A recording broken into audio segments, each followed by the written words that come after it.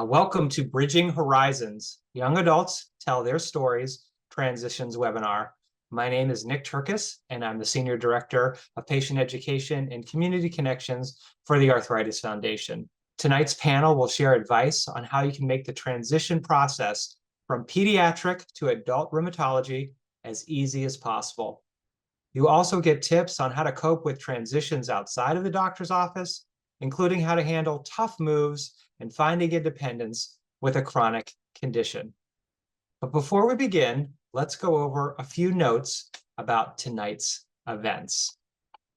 We have muted all attendees for this event, but you can direct any questions to the Q&A box at the bottom of your screen. After the presentation, we'll move on to a questions and answer session. We'll do our best to answer as many questions as possible. After tonight's session, you will receive an email asking about your experience. These surveys help the foundation better plan for future events, so please take the time to fill them out. A recording of tonight's event will be in the post-event survey email and on the Arthritis Foundation's YouTube channel and on our webinars hub. So you will have access to this recording. And you can also register for upcoming webinars, which are hosted monthly on our webinars hub, arthritis.org/webinars. First, I'll start with Dr. John Bridges.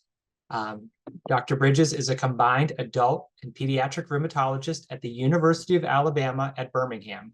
His clinical and research interests include improving outcomes related to pediatric rheumatology care as patients transition into adulthood. Dr. Bridges is also the founder and director of Bridge to Adult Care from Childhood for Young Adults with Rheumatic Disease, or Backyard, a pediatric to adult rheumatology transition program. This program provides resources that enhance the care and improve quality of life for teens and young adults living with juvenile arthritis. Thank you, Dr. Bridges. Also on our panel is Ella Chintagunta. Ella is a rising fourth year at Grinnell College studying biology and chemistry. She was diagnosed with juvenile onset rheumatoid arthritis when she was 13 and is currently in the midst of transition, having some pediatric and some adult doctors. Next, we have Zach Terry. Zach works as a business consultant living in Dallas, Texas. He was diagnosed with JRA at 6 years old and went into remission at 11, and was diagnosed with type 1 diabetes at 13, which he's lived with for the past 15 years. He currently serves on the local leadership board in North Texas as the Young Professional Committee Chair. Thank you, Zach. Brianna Ramos. Brianna is 27 years old and was diagnosed at the age of 13 with mixed connective tissue disease. That's an overlap of rheumatoid arthritis, lupus, and scleroderma. Originally from New Jersey, she now resides in the Tampa Bay area, where she's an active participant with the Arthritis Foundation, serving as Jingle Bell Run Chair and Advocacy Chair on our leadership board. Brianna works full-time in marketing and lives with her husband, 2 dogs, and a cat.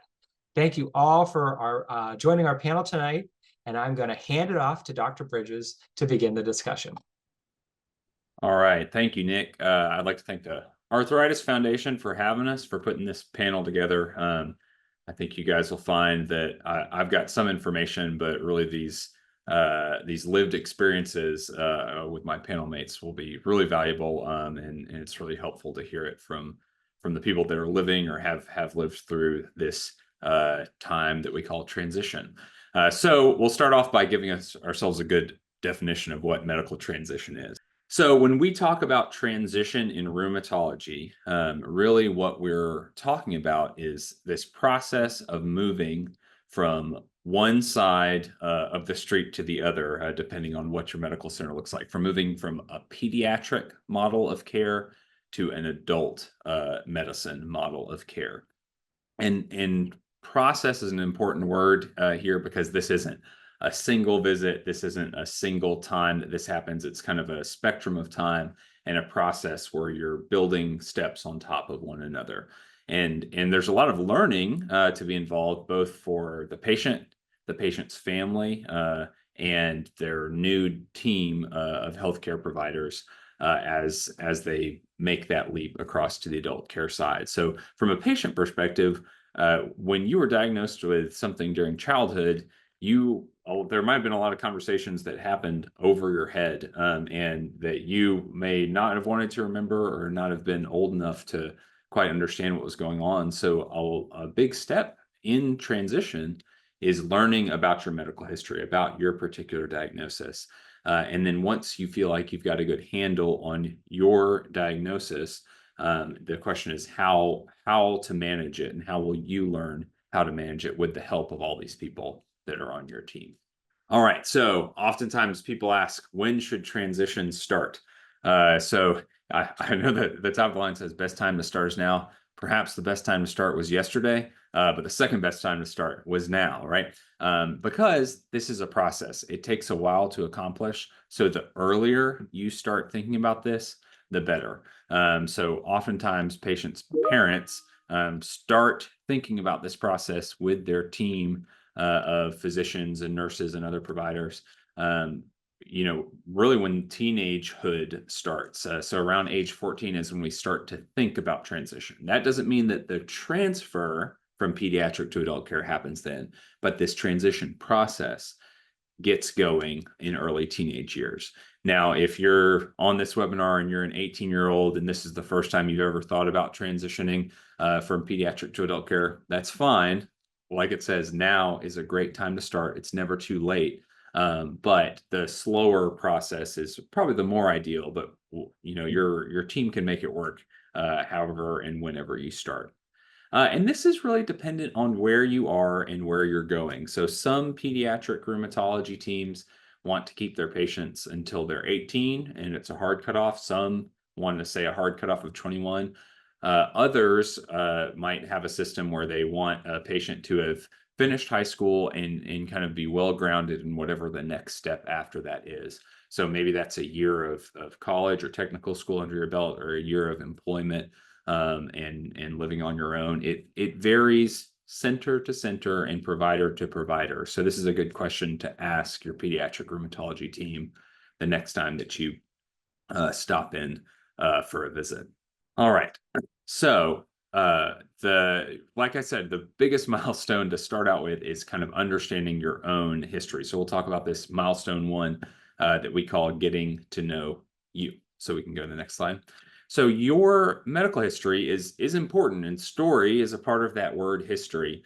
And so I would challenge you, regardless of which stage in this transition process you're in right now, to really ask yourself and kind of quiz your team the next time that you go in to see your rheumatology team of what, if you had to put your rheumatologist in a corner and kind of point your finger in their face and say, what kind of arthritis do I really have?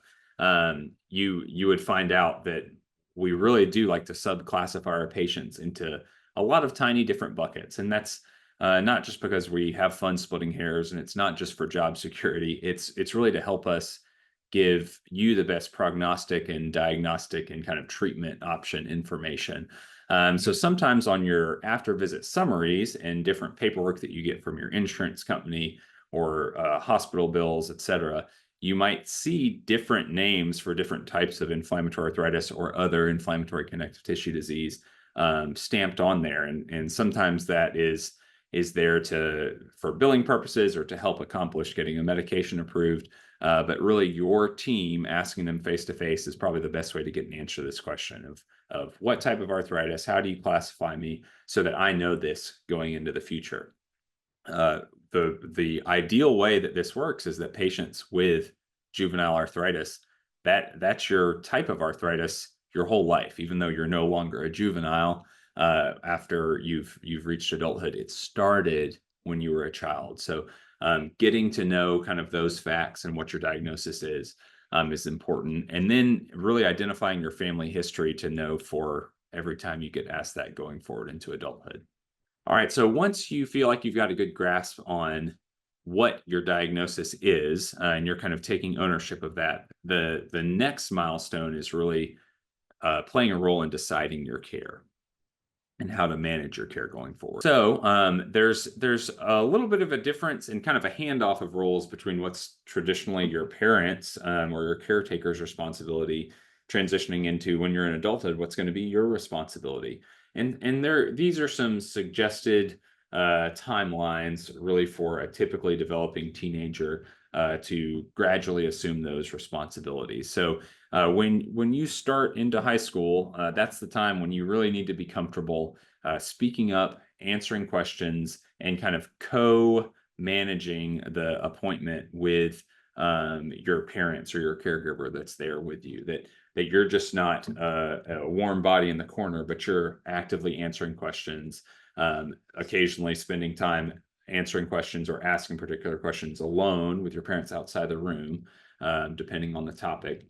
And then that transitions into kind of middle adolescence when you're 16 or 17, where you're taking the lead in those appointments. You've got your parent or caretaker in the back where you can ask questions if you forget something or it doesn't make sense and you need some clarification, but you're really in the driver's seat, right? You're old enough to have a driver's license. You should start to be in the driver's seat for your doctor's appointments. And then, depending on what state or territory you're in, around 18, you're legally an adult. And at that point, that's a good time to maybe see the doctor alone and see how things go. A lot of my patients during around this time might come to the appointment with a parent or two, but that parent stays out in the waiting room and is there like in case there's some question that we really need an answer to, we can always call them in. But this is a good trial run for that young adult, that 18-year-old, to see how managing an appointment by themselves goes. All right, so now I'm going to turn to our excellent panel here. So I want to know from our panel, I'm going to ask Zach first. Can you tell me what are some things that made you feel more comfortable speaking up in appointments? And tell me how it felt at first and how it felt after you got used to it. When I started going to appointments probably around 17, 18, I remember the feeling of having my doctor sometimes just talk directly to my mom, my grandma, whoever I was with. And that's a little, it makes you feel kind of funny. You're like, I'm almost an adult. And the feeling isn't really good. It's like I'm 18. I'm an adult. I should be included in this discussion. And what really helped me was talking to my mom, talking to my grandma, the people who were in the appointments with me, and saying, hey, I'm feeling this way. I feel like I need to learn this stuff and have a say in what the doctor is doing. And I feel like I'm at the age where I'm able to have a conversation with the doctor alone and learn more about it. And so learning more about it, communicating that to your parents or whoever you're at their appointment with, and then having that support system with you to communicate that to the doctor is really helpful in my case.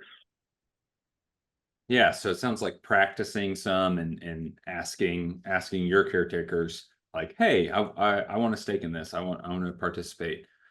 Helped you get over some of those jitters, huh? Oh, yeah. Brianna, tell me, what are some things you did or maybe even do now to help prepare for appointments? Yeah, so I'm so happy to be here on this panel with you guys. First of all, I had a really hard time with my transition, and did not follow that plan of, having my parents step out of the room and things like that. So it was a shell shock when I went into it on my own, and learning how to prepare for my appointments. I did that all as an adult.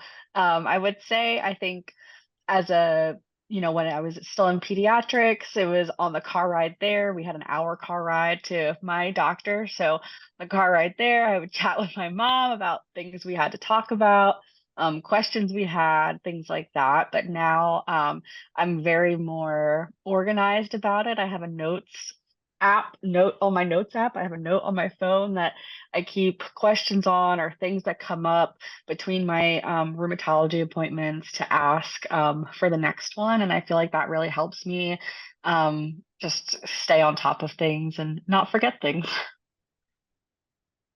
Yeah, I love that. Most pediatric rheumatologists are in a major center, so a lot of patients do have to do travel. So taking advantage of the travel time to kind of practice what questions to reflect on what's happened since the last visit. Yeah, I think that's a great opportunity. And then our phones are always with us, right? So having something on your phone where you can keep track of symptoms, keep track of questions for your doctor. I love that. That's great. That takes the onus off of you to like keep track of that piece of paper that you wrote something down on 2 months ago, right? You put it in a phone note. Ella, any comments on those questions before we go on to the next slide?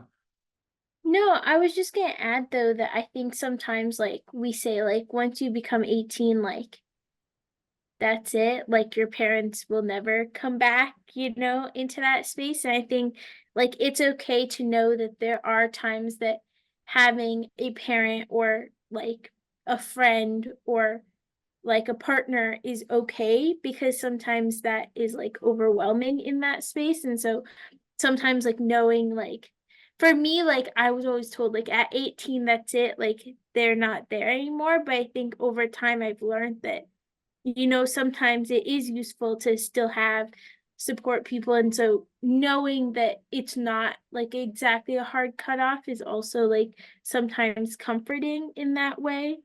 So I would just add that.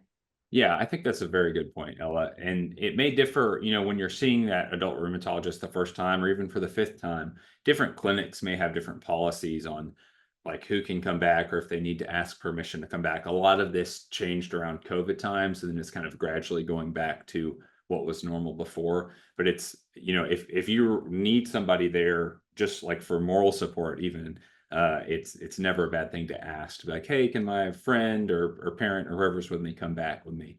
And it's unless there's some sort of policy reason, there's very few times that will be flat denied. So, and really, while we're pulling up that slide, just kind of thinking through, there's if your brain works a little bit the way mine does, kind of like Brianna was saying, having that phone note or some sort of way to mentally prepare for that visit, because what ends up happening is like you're rushing to get to maybe even a new clinic, the first clinic. You get in there, you get your vitals taken, you're filling out all these forms, answering all these questions, and then when your team actually comes in and starts asking you questions, you're like, man, I have no idea how my arthritis is doing. I'm just glad that I made it here and get to sit down and catch my breath for a second. So having a kind of checklist or some sort of prompt for yourself on a phone note really, really helps and is a good way to keep track of things in between visits. Because most rheumatologists are seeing you, if your disease is stable, every 3, 4, 6 months. And so that's a long time in between to keep track of things without writing it down and having a central place to keep it. But other checklist items that you're kind of thinking of to really help you seal the deal to say, hey, I've transitioned well, is like how have I been able to do these kind of adulting type things, these making and scheduling my own doctor's appointment, knowing who to talk to schedule or to reschedule an appointment, how to check in and check out, and how to manage prescriptions, right? That's another big thing that's kind of on your checklist of adult skills that you need to acquire. And really, there's a lot of ways to skin this onion, but the practice is probably the biggest thing. Because I'd like to ask the panel to see what, from y'all's experience, pardon my Alabama use of y'all, that's a great word. Tell me what tips you have about, let's start with scheduling doctor's appointments. So Zach, I want to start with you. Tell me what tips you have for scheduling or managing doctor's appointments. Absolutely. I use y'all as well here in Oklahoma and Texas, so might slip out. First thing that comes to mind for me is finding a new doctor. Oftentimes I have to find a new doctor, and so there's a lot of consideration that has to go into that. It's really nerve-wracking going into a new doctor that you don't know. And I no longer see a rheumatologist, but I go to endocrinologists and other doctors. And so asking friends that have similar doctors is huge for me. Looking at reviews and things like that is huge for me. And then just from there, scheduling those appointments, getting those appointments going. And once you get in, the nerves slowly start to go away and you just get more used to it. You get more used to, and just more and more repetitions, like you said, just helps you get to be able to communicate your stuff better, your medications better, and understand it better. And then down the road, you're gonna have doctors that are like, oh wow, you talk about this stuff way better than I've ever heard anyone talk about it before. So, and that's really enlightening. And you're like, wow, yeah, I've come so far. So hang in there and get those reps in. You're gonna do just fine in the end. Yeah, I like that. Repetition is a big learner. What about with new prescriptions or medications or specialty pharmacies? Ella, tell me your experience with those as you're going through the transition process. Yeah, I think especially I think a lot of us who take like rheumatological medications deal often with the specialty pharmacy. And so one thing I've noticed is that normally you'll have someone that's like a case manager almost at these institutions, like at an insurance company, at a pharmaceutical company. And sometimes it's easier to know that, you might often talk to one person or have someone that can be like a point person for you, and then it's easier. I often find that I still have like written notes on a phone or written of like, hey, here are the things I need to like check in about. But for me, the hardest thing about calling in scripts was to remember to do it, whatever, 2 weeks in advance so that I could then get the medication time to actually take it. And so I think sometimes like setting alarms on your phone, like, hey, every 2 weeks or every 4 weeks, I need to make sure that I'm calling this person to get it. And sometimes like they will call you and that makes it easy. But sometimes like having that set calendar of like, here's when I'm going makes it like, okay, now I have an actual time instead of like, oh, I might forget about it if I don't think about it. And then I might not get my medication. So I think that's the important consideration. Yeah, I agree that there's so much thinking ahead and planning that goes into this, right? Going into making sure that you're able to get the medicines that you need on time. And so I always, thinking about transition as a process, I always encourage patients and their parents to practice this from like, starting around junior year, like when you're around 16, 17, like the whole cycle of getting a medicine from a specialty pharmacy or arranging for infusions is this long arc of a pattern that it takes a while to get used to the rhythm of and realize. So I encourage parents to, starting at that 16th birthday, to start letting their child know when, oh, hey, now's the time that I typically do a refill. I'm putting a calendar reminder to ask for another refill. The specialty pharmacy called today and asked if we need another shipment, or the case manager from the clinic reached out, because there's a lot of moving parts there. Like it's really complicated and it's different from system to system. And so you kind of have to get used to your finger on the pulse of how the rhythms of that happen, and it takes time. So giving yourself a couple years to get used to that is important. Brianna, did you have anything to add on scheduling or picking up medicines or specialty pharmacies? Yeah, not really. I think Ella's advice is great. We still all slip up sometimes. Just this week, I forgot to order one of my meds, and I had to call the specialty pharmacy and get them to rush it here so I could still get it. So just give yourself grace in those moments too. Yes, I like that. Give yourself grace. All right, so we'll move on to managing meds for a little bit. This is a very important topic. We can go to the next slide. So when you're, when you have made it over to the adult side, when you've successfully transferred care, that transition process is kind of wrapping up. Your mentality has changed a little bit, right? Instead of just letting mom, dad, grandma, whoever else is on your team kind of call the shots for medication management, you're the head honcho here now. And so this is a great time to practice like talking to a doctor or other members of your team too, about what you like, what you don't like about your different therapy plan. And rheumatology has come a long way as far as medication options.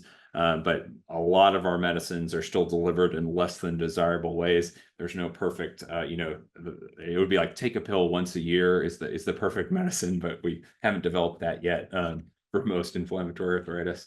But talking about, hey, I am okay with this method of delivery, if it's a shot, if it's an infusion, if it's a pill, or I prefer it this way, or I'm happy with the way the medicine's taking care of my disease, but I'm not happy about the way that it's causing these side effects. These are all important things that and facts, really pieces of information that your physician and healthcare team needs from you. And so being able to communicate those effectively isn't always that easy, and it takes some practice. So that's a good one to kind of coach yourself, practice with a buddy, practice with a parent of like, hey, I'm thinking of telling the team that I really am having trouble managing this side effect. Does this make sense the way I'm saying it? Is a great thing to do, because ultimately we're trying, the medicine that you're willing to take and that you can tolerate that effectively controls your medicine is the best medicine for you. And so it kind of takes a whole teamwork approach to find that. And it's an imperfect world, right? Like some of our medicines are very effective, but still have like a side effect profile that for some patients is very hard to tolerate. So we're balancing this act here.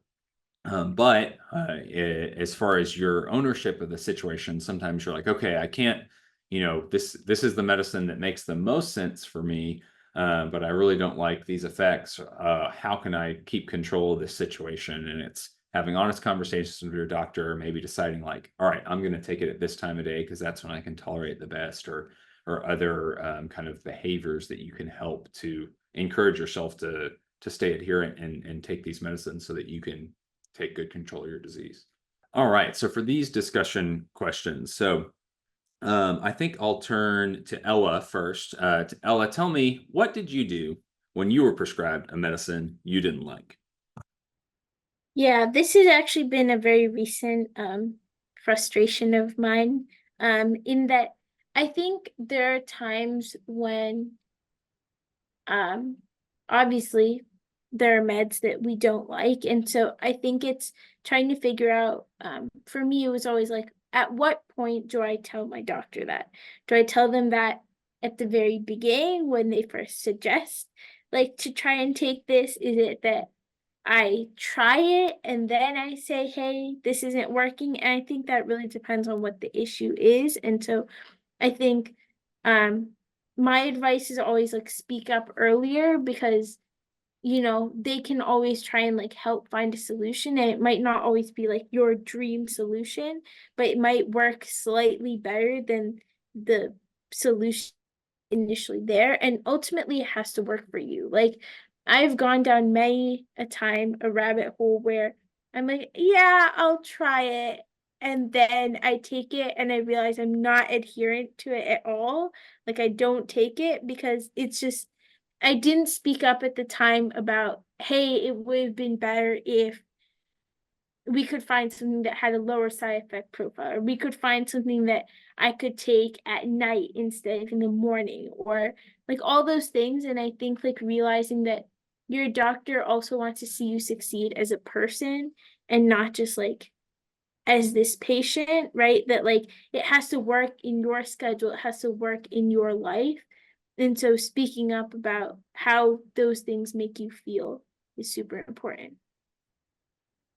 Yeah, I think your point about honesty is very important, and especially when it's like a new care team that you're just meeting. Like sometimes it feels like you're on a first date and you don't want to like disappoint them by saying, hey, that really doesn't seem like it's going to work for me.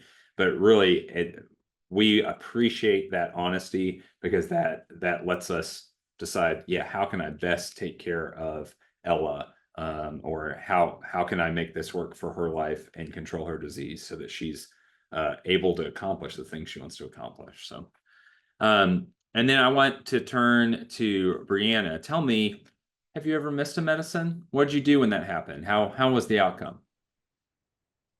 Yeah, so I'll talk about, I guess, when I was in pediatrics and I missed a medicine first. Um, I was very bad at being, adherent with when I was supposed to take my medication. I was frequently not honest with my rheumatologist about how I was taking my meds, when I was taking my meds, because I did not want to take my meds. And I think a lot of us have been there, so I'm just going to be honest with you, and I'll make my mom proud because she always tried to call me out. And I was never honest, but it hurt me more in the long run. And now as an adult, I see how important it is to stay on schedule when you can, as much as you can. And now I'm probably too honest with my rheumatologist, where I'm like messaging her on my portal, like, I'm late on my meds by 1 day, just letting you know if anything happens. But um, so she probably is trying to block me from chats on the portal. But I think, like I said earlier, as an adult now, when I'm missing meds, by accident, giving yourself grace. If you're worried about it, contacting your doctor, figure out what the next best thing to do is. If it's like a weekly, should you take it the next day? Should you hold off until next week? If you have to reschedule your infusion because you're going to be out of town, talking with them and just being open and having honest conversations, like LOSing, like you're working together with your rheumatologist, and with your care team to find the best solution that's going to keep you on track. Don't try to work against them. So that was my advice. Yeah, I won't take too much time on this one, but I agree with just be vulnerable with your doctor and open and honest and have that conversation, tell them your experiences, and hopefully they'll have the the same response to you. And at the end of the day, it's your body and treatment, and you can you'll get good at deciding on what the best options are, and also just being open to working with that doctor and accepting some critique, but also just learning what the best decisions for yourself are. Yeah, I agree. We're here to help you. We're not here to judge you or make you feel bad. We've got the same goal. So transparency and honesty is great. All right, so next we're going to move on to another part of transition is kind of figuring out life after high school. Now, I can't give you perfect tips for how to live your life, but all this plays into transition of medical care, and so it's important to consider these things and kind of walk through your values, like the next steps after you get done with high school. Are you staying close to home? Are you moving far away? Wherever you're moving to, is it close to a rheumatologist, or is having frequent visits back home and coordinating time to see a rheumatologist here in your hometown? Is that kind of the best thing to plan for where this adult rheumatologist you're going to transition to might be? Thinking about the access to care in general, both rheumatology and kind of primary care and emergent care, is important when you're thinking about, am I going to live somewhere rurally? Am I going to live in a big urban center? And all these play into the important decisions and are part of the decisions that you make for transition to adult care. All right, so when you're looking at different places that you might move to, you are really knowing, is there a rheumatologist there? Now, the good news is that compared to pediatric rheumatology, there are many more adult rheumatologists in many different places around the United States and around the world. But it's good to think like, hey, how close am I to a rheumatologist? And what am I going to do in case of an emergency or like a disease flare, things like that. When you're looking at different colleges, wondering, is there a hospital system associated with that college or what the student health situation is like? And really, when you're looking at colleges, especially if you had a 504 plan in high school that helped get you the accommodations you needed to succeed with your arthritis or other inflammatory condition, thinking about what's the equivalent going to be at the higher learning institution I go to. And that will look different based on if you're at a private institution or public institution, a large institution versus a small institution, as far as what resources might be available, how much experience they've had with similar students to yourself. And especially if you were diagnosed early and got a 504 plan early in the school system, that was something that like you kind of got used to getting the reminders that, hey, I got an email, I've got to go do the 504 meeting for the next school year. Well, when you switch to higher learning, like you kind of got to restart that process yourself. So it's a kind of a light bulb moment for some of my patients, like, oh, this isn't going to happen automatically. Like we need to talk to the disability and access office. And most universities are great about this, but it still does take some impetus from the patient and the family. You can do the next slide, please.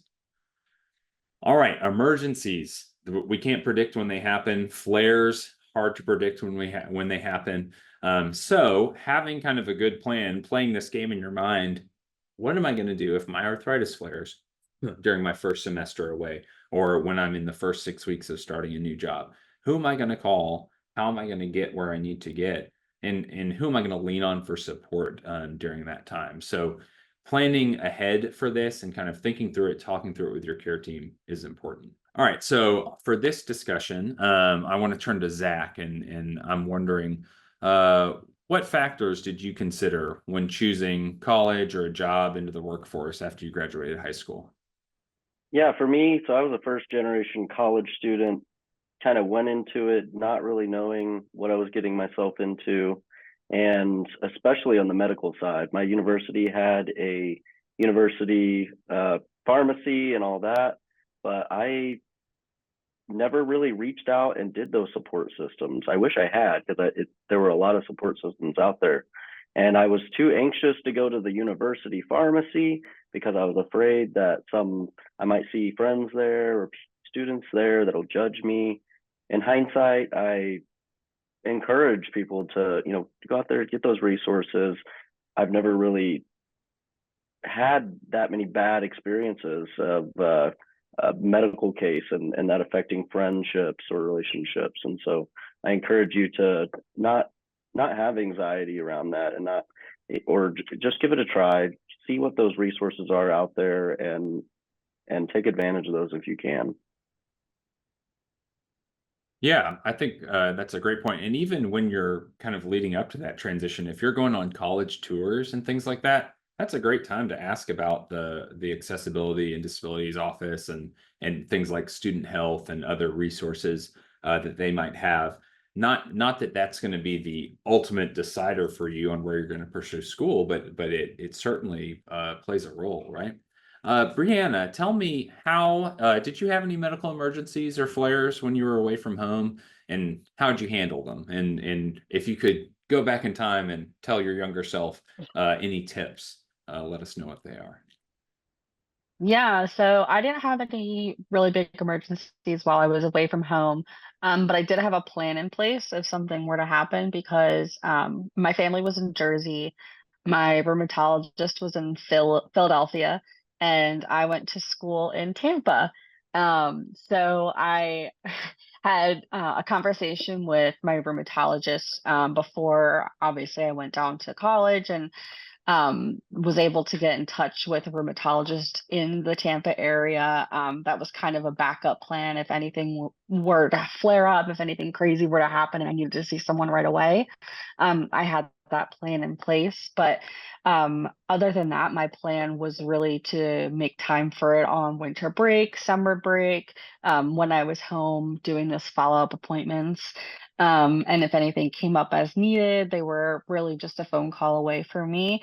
I was lucky that I didn't have any huge issues, but yeah, I felt prepared if something were to happen.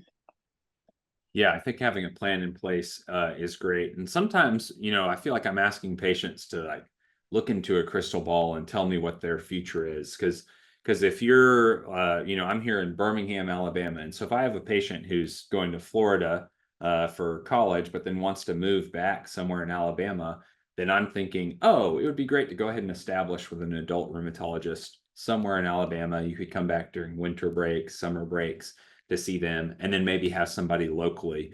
In asking your rheumatology team for who the point of contact locally is great. Where pediatric rheumatology is a small but mighty network, so we know most of everybody and can kind of ask around for good recs for those places outside of our comfort zone. And then if you don't know where you're going to end up, then it's kind of like, okay, well, we know what you're doing for the next 4 or so years. Let's make a plan for then, then we can kind of adjust. Ella, any other comments on factors that you considered or handling flares away from home? Well, yeah, actually, that was like the number one consideration for me because I currently go to school in a town that has less than 10,000 people, and we don't really have a hospital in town. Like the closest hospital is like an hour away. And so that was like the major downside to the place I went to. And so like my emergency was just like come back home because that was honestly like the closest option and like the easiest. But I do think like being realistic that if you do have to come home on breaks and like see your provider, that like that might take time, especially if you don't just have one provider, right? If you have like a team of specialists, that like being realistic that that does take up a fair amount of time, and like that might be part of what your breaks entail.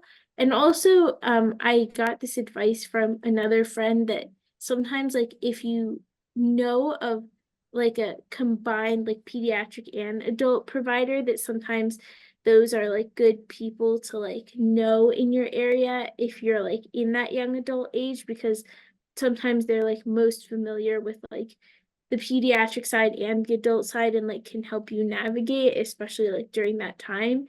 And so like maybe like looking up and just seeing, do any of those like people exist like where you're going to school, or even like after that is helpful. Yeah, that's great. You're brave. I'm impressed.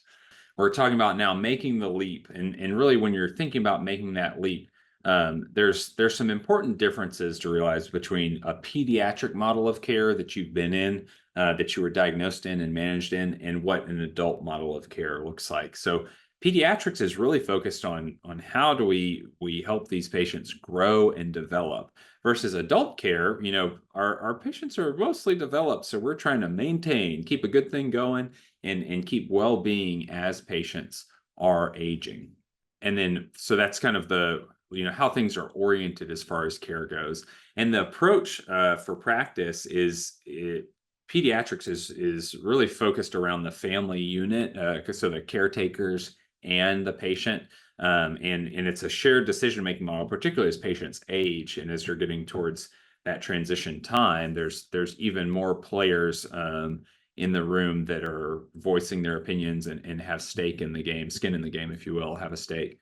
In the adult world, you're really just making decisions with the young adult, and the doc or other provider is focusing on the young adult, and then perhaps answering questions that other people in the room may have. And really the primary care concepts, like your primary care doctor in pediatrics is more trying to screen for rare things that might have a big implication. So most of the visits are what we call well visits, like making sure that babies, infants, toddlers, children are doing well, and we don't need to course correct it all.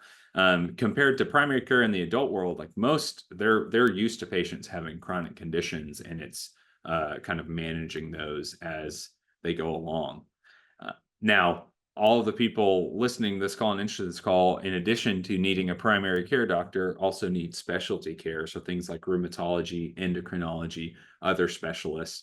And in the pediatrics world, specialists are almost exclusively located in association with a major children's hospital in a big urban area. But that's not the case with adult specialists. And adult rheumatologists are very likely still to hang up a shingle and have a private practice, that might be close to your school or your place of work, but you don't necessarily have to drive into a huge city, park in a huge parking garage to get specialty care anymore.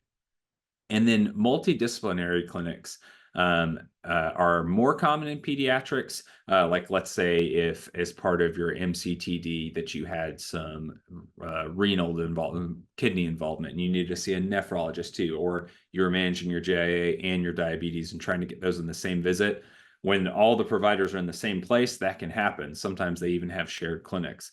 less likely to happen in the adult world. And sometimes you'll have to coordinate different specialties at different visits, and then kind of encourage and help them communicate with one another if they're in different EMRs. So that can definitely be an obstacle that more forethought can be helpful with, to try to head off that before it becomes an issue. And then availability of care also has to do with like what care coordinators there are, and in pediatric subspecialties like you've been a part of so far, you've been cared for in those subspecialties so far. There's often care coordinators, social workers, and other support staff that may reach out and help coordinate things. And if you're seeing an adult rheumatologist that's in a small practice, or even a medium-sized practice, they might not have that care coordination. So that's something to consider when you're thinking about how complex has my past medical care been? How much have I relied on things like social workers and care coordinators in an office?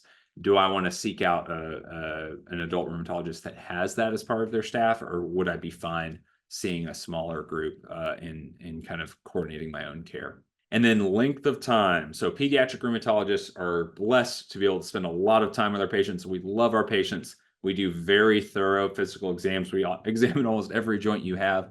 And adult rheumatologies, because of the way that the pay structures are created, they don't have as much time to spend with their patients, and they might examine more your symptomatic joints, just depending on the length of the visit, particularly for follow-up visits.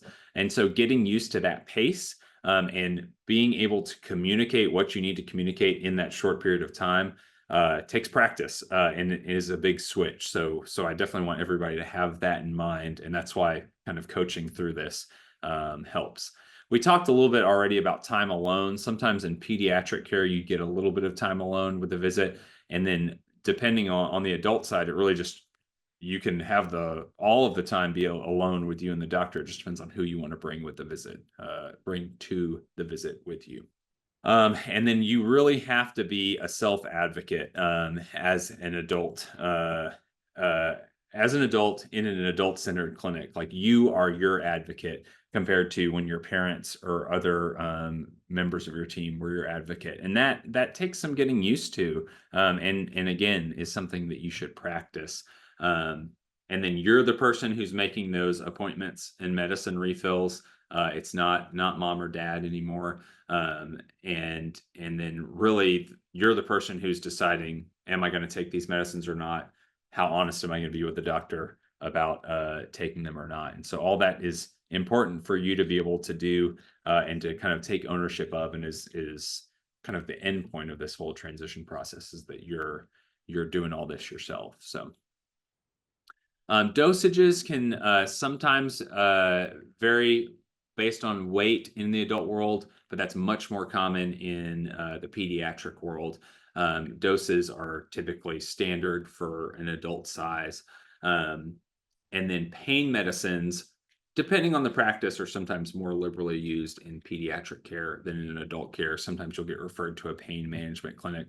There are a lot of restrictions on pain management, like opioid pain medications, particularly in the adult world. So not as widely available. So just good facts to know as you're entering into the adult space. I think the last thing is how long you spend in the system. So pediatric care, obviously you're getting pushed out about 20-25 years, but adults spend a lot of time there, right? You've got 50+ years.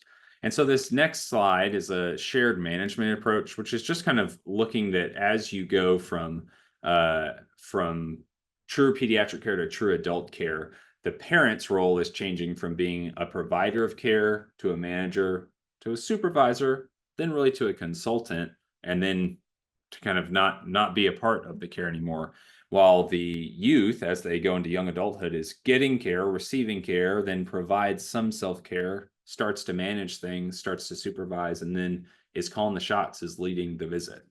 And so that's the kind of stepwise model that you want to go down. So we can go to the next slide. All right, so how do I find a new rheumatologist? Right, super common question, very important question. I think the most important thing to do is to ask your pediatric rheumatology team, who would they recommend? Having thought through some of the big decisions that we touched on earlier, where am I going to go? How long am I going to be there? and other options. But really, like word of mouth from friends and family or from other docs is super helpful. If you're very location based, like based on school, you can do some location based searches. And then as you're reaching out, it's very important to know what insurance you're on and which providers are on that insurance. So if you found a couple different adult rheumatologists that you're thinking about, talking to your insurance company or talking to those the rheumatology offices and asking if they accept your insurance is an important step. You want your rheumatologist to take your insurance. All right, so when you come to that appointment, you need this list of things. Take a screenshot. You need your insurance, your identification. Ahead of time, you should have asked the pediatric rheumatology office, double check that they sent the records, double check that the adult rheumatologist office got them. In your own notes, you should know what medicines you take, how often you take them, what the dose is. And then this, we've talked about this concept of keeping a phone note of what recent symptoms you've had, other issues, other members of your care team. And again, it's okay to bring a buddy, a family member to your appointment with you for backup, for moral support. When you're talking to your doctor, you've got to tell them what's going on. You've got to be able to identify what your diagnosis is, right? They should have it in the paperwork, but it's good to be able to tell them.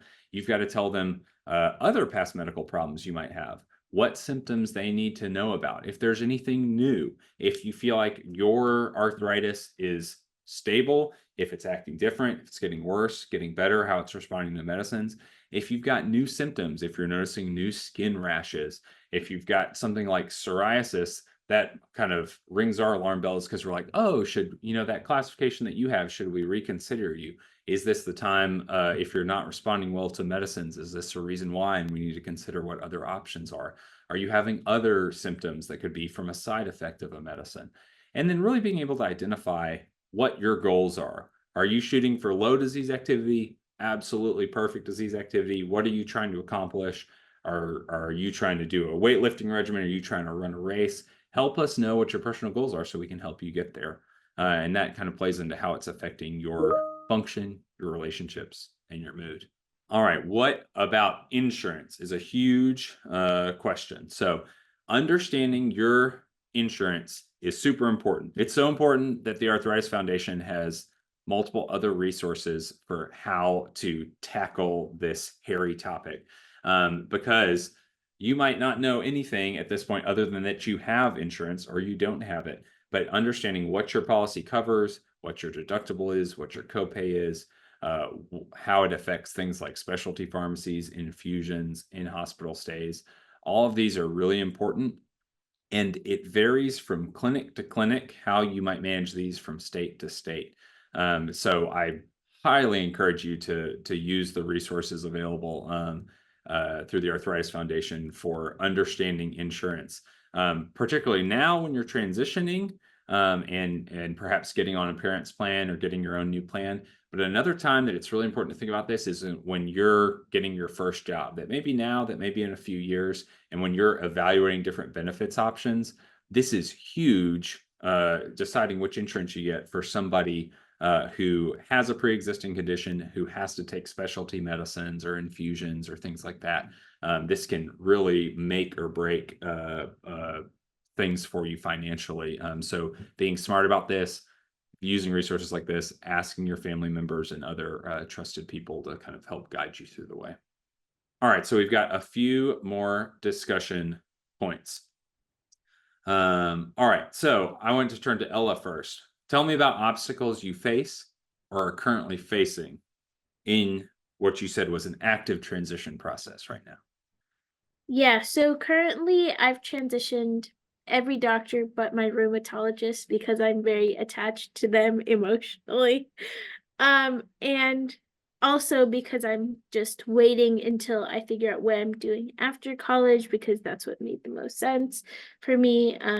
But I think the obstacle that for me is the hardest is knowing that like insurance companies and pharmaceutical companies and doctors' offices are most commonly open from like 9 to 5 in like whatever time zone you're in, and that's also the time that you are likely to be in a job, be in classes, be like doing clubs or activities. And so like knowing like I found it very difficult to like carve out that time to like call those different places and like be more independent in that way when my schedule is like has more things in it. And so I think sometimes that's when it's like more difficult because it's like outside of the time that you are in the office, like outside of the time you're in the doctor's office, but those are still things that need to get done to manage your care. Yeah, the logistics of scheduling and juggling all that with a busy curriculum and extracurriculars is tough, right? Brianna, tell me, what did you do to prepare for your first adult appointment? I feel like that slide you had up where you said screenshot it was the perfect thing, because it's just a list of what you need for that first appointment. I found my rheumatologist through a recommendation from someone I knew locally here, and it worked out really well for me. But I was prepared to kind of feel around for other rheumatologists if I had to. I mean, you never know if you're going to be comfortable with them or not. And I was really comfortable with my pediatric rheumatologist. So I kind of knew that I could have walked into a situation I didn't love and would have been back at square one, which is okay. It can take some time to find the right doctor, but yeah, I mean, just going in with your most up-to-date information and like you said, your goals for the future is really what you need to do. Yeah, goals, up-to-date information, treat it like a first date, you know. Zach, tell me from your experience, what have you found most helpful when it comes to filing insurance and understanding what your plan provides or doesn't provide? Insurance is a really tricky one. It was really tough to learn at first, and I'm still learning more and more about it. But one of the biggest things when it comes to considering, you're entering the workforce and what insurance or what company am I going to look at, and how much most of the time a company is going to pay towards your insurance premium a lot of times. So I think mine pays maybe like 50%. And with I have to get a high deductible or a low deductible and a high premium. And because I have high medical expenses every month. And so it gets really expensive. And you might have to weigh that against another company that maybe pays a little bit less, but maybe covers more of your insurance. You might save several $1,000s a year, and it can really add up. So that's a huge consideration. And then not just that, but you have other confusing acronyms like PPO, HMO that dictate what doctor you can even see if you need to get a referral to a doctor. And there's such a vast vocabulary that you have to learn. So I highly recommend either working with a professional that can help you choose your plans, can help you look at these and teach you these acronyms, or learning it yourself or doing your own research. And also at the same time, when it comes to getting a new doctor, having to tell your whole story over again, like that first date, you can make a script and you can list all these things out that you're going to talk about. And that's been really helpful in my case. Yeah, I like that. A script ahead of time, something to rely on.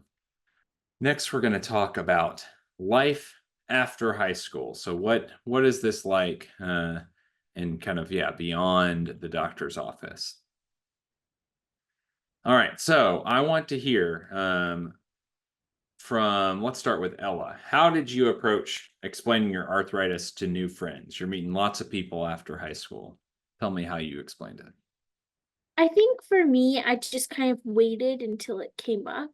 And for some people, that strategy doesn't work well, and you should really be like upfront about it. But I think for me, I was just kind of like, if it comes up, it comes up. If it doesn't, then I'm a normal college student, and that's fine too. And a lot of times it does come up like as you're getting closer to people, but sometimes just like not worrying about when it's going to come up is important. But I think if you know, like, oh, I'm gonna hang out with someone and it's during the time that I normally do like an injection or something like that, like sometimes you do have to bring it up, and that's okay too. Yeah. Tell me, Zach, what about explaining arthritis to employers? Have you had experience with that? Not personally, but I wanted to add to the relationship side as well. So I am when I was younger, I really would get anxious about meeting people and telling them about diabetes, arthritis, all this stuff. And it's so taxing to just have to give your whole spiel every time somebody asks about it, tell them, teach them every little thing about it. And it gets really taxing. So I did the same thing. I would wait until the time was right. And personally, I've never had a negative reaction. And if I did have a negative reaction, it's not my fault. And that's important to realize. And yeah, so I don't be afraid to bring it up, but it's not always the right time to bring it up, and that it's okay to wait for the right time. Sure. All right, Brianna, I'm going to give you a hot one. Tell me about talking about your arthritis on dates. Yeah, I feel like it's very similar to friendships. You have to be to a point where you're comfortable with the person to tell them about it. At least for me, I know people who on the first date were like, "Let me tell you about my arthritis." But for me, it was just I had to get to a point where I was comfortable talking about it, and I think. I'm guessing most likely if you're on this webinar today, you're involved with the Arthritis Foundation and other scenarios, whether you do like a walk or a run or something like that. And I frequently use that as like a conversation topic to talk about it. I'm doing this run in December and it's for the Arthritis Foundation. And do you want to come? And, they're like, oh, what's the run for? And then you can say, it's for the Arthritis Foundation. I have a form of arthritis. And it's a really good transition, or always has been for me. Yeah, I like that. And invite your date to the Jingle Bell Jog, right? I love that. So, in all honesty, a lot of patients, as they're entering into adulthood, they start thinking about experimenting with things like alcohol, intimacy. Zach, I want you to give us your best piece of advice for young adults listening to this call tonight. Absolutely. I mean, know your limits, learn your limits, and take it slow at first. And it's a learning process. So you're not going to know everything up front, but take it slow when it comes to alcohol or anything like that. Don't jump in head first, and it's a learning process. And then again, if you're not comfortable drinking or something like that, then it's okay to not. It's okay to have a mocktail or a soda or a water or something like that. And don't allow other people to peer pressure you into thinking that's not okay, because it's totally fine. And realistically, there's really no issue with it. So I encourage you to just be brave about it and make that decision for yourself and stick to it. Yeah, I agree. And just to clarify, the legal drinking age in the United States is 21 years. But for those that are 21 or older, I totally echo Zach's point. I also don't be afraid to ask your adult rheumatologist or your pediatric rheumatologist about this. We're not here to judge you or to shame you. Like, we're really here to keep you healthy. So if you've got questions of like, hey, I got invited to this event and there's going to be alcohol there. I was thinking about trying something. I wanted to know how that would interact with my medicines. Is that safe for me? We're not here to lecture you. We're here to give you good health advice. We can give you best practices and good advice, like Zach said, if you want it. But our first response is to give you like, okay, I can tell you, let's say you're on methotrexate. Like, we got to be real careful with alcohol when you're on a medicine like methotrexate that's metabolized by your liver. So never be afraid to talk to your rheumatology team about something like that. So, all right, I think if we want to pull up the slide, I think that we're at the point where it's time to take some viewer questions. All right, so I appreciate y'all's questions, and I'm sure they'll keep coming in, but our first one off the bat is, as a young adult, what kind of support do you need from your mom or other parent? I can start, I guess. I think being in the middle of this transition, I've definitely gotten very used to going to appointments mostly by myself, unless I say, oh, this is a really big appointment and I think something important is going to be talked about. And then, sometimes that's when I bring in someone else. I think what I have found to be sometimes the most useful thing is like emotional support, sometimes just talking through, hey, I need to call this place or I need to call that place, could you keep me accountable, or could you like just be a sounding board while I rant about how I hate injections, or like that kind of stuff, and being a little bit of that like space for some of that. I think sometimes, like, also the question asked about, especially during a flare, I think sometimes when we're in a flare, like, we're really focused on our like physical health and emotional health and all those things. And sometimes those like additional tasks like scheduling medication or talking to insurance companies, that becomes like kind of secondary. And I think sometimes it's okay to have people help you with those things. Especially like if you give the right people permissions and that kind of stuff, but realizing that eventually like you're gonna want to pick that back up again. But there are times where it's okay to have that kind of um, help and facilitation when things get really challenging. Yeah, I would just add, I mean, like Ella is saying, find a really good support system, whether it's your parents or my sisters or my husband. My husband helps me with so much still. Like he has permission to call insurance companies for me if I'm just like, I cannot deal with this today. Can you please help me? Just you're not alone in this. No matter what, the transition is tough, but you can always have support from other people. Yeah, I think probably the hardest part for patients that they've told me about, at least in that situation, is like learning how to ask for help for those around you. This is a time of life where young adults are learning how to be independent, and you want that independence, right? You've been waiting for this for years, but then sometimes things get really tough, and so being able to communicate, hey, for this particular thing, like I need your help in XYZ ways is a skill that it takes practice to build. So encouraging your family member, your son or daughter, to kind of communicate in that way is how I would approach it. There was one more question. Oh It yeah. was when you have more than one doctor, what's the best way to facilitate communication?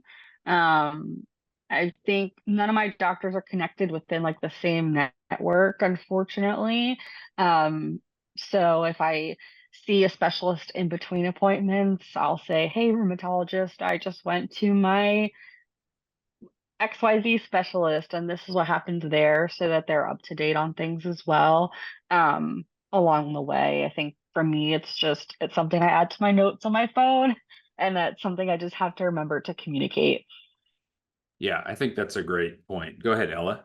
I was also just gonna say sometimes like those messages can be like written in like my chart or whatever portal you use. And like sometimes if you don't want to like wait, sometimes being like, hey, this came up in another appointment, but I think you really do need to take the burden of doing that, which is kind of unfortunate. But I think sometimes even within the same system, like they're not gonna check all the time, like, oh, did this person have an appointment, right? And sometimes you just need to like remind them, like, hey, I had this appointment, like Brianna said. Yeah, I love that. Like a quick my chart message. Hey, I saw my GYN doctor today. They started me on this medicine. If you've got questions about it, we can talk about it at our next appointment. That's super helpful to me from the physician perspective because it keeps me up to date. If I've got more questions about it, I can go find that note. I can request the note. I can reach out to the other provider that you saw. So it's kind of like a game of hot potato where you're like, okay, I need to pass this over to my rheumatologist so they know it. And then and it really, anytime that you're expecting your doctor to communicate with another specialist, especially outside of a medical record, I would try to get like concrete commitment to be like, okay, are you going to talk to them? Am I going to talk to them? what's the communication plan? And it's okay to put them on the spot to ask them that, because otherwise these systems are not perfect and don't talk to each other in a perfect way. So you know, I want you to be empowered to ask for clear communication between your different team members. All right, for everybody on their panel, I want you to tell me the #1 takeaway from today's conversation, and then we'll wrap things up. For me, advocating for yourself, being vulnerable, having open communication with your doctors, friends, relationships, and family.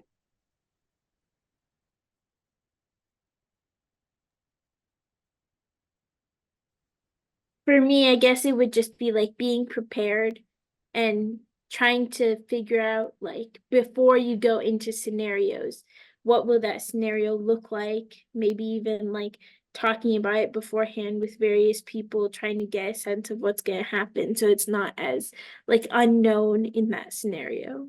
I would say having a support system, and then during this transition, knowing you're not alone, and you can still count on your doctors and your family and things like that, and people around you for help when you need it. Awesome. Self-advocacy, preparation, and a support system. You've heard it from the experts. I don't think I can say anything any better than that. That's awesome. All right, so now we've got a couple different resources that we're putting up on the board. Absolutely happy to take that for you, Dr. Bridges. We're just so appreciative of you and our powerhouse panel, Ella, Zach, and Brianna, for joining us tonight. Your advice certainly helps make the transition a lot less intimidating to all of those who on the webinar, and we'll see it in the future. And yes, we have other great, fantastic webinars coming up.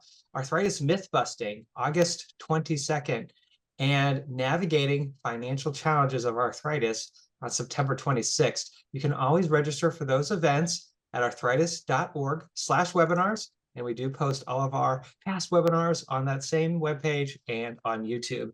We also have our great Connect groups. So Connect groups are our support group networks. We do have Connect groups for parents of children with juvenile arthritis, including elementary, middle, and high school. In fact, we have upcoming meetings for our middle school parents on August 20th.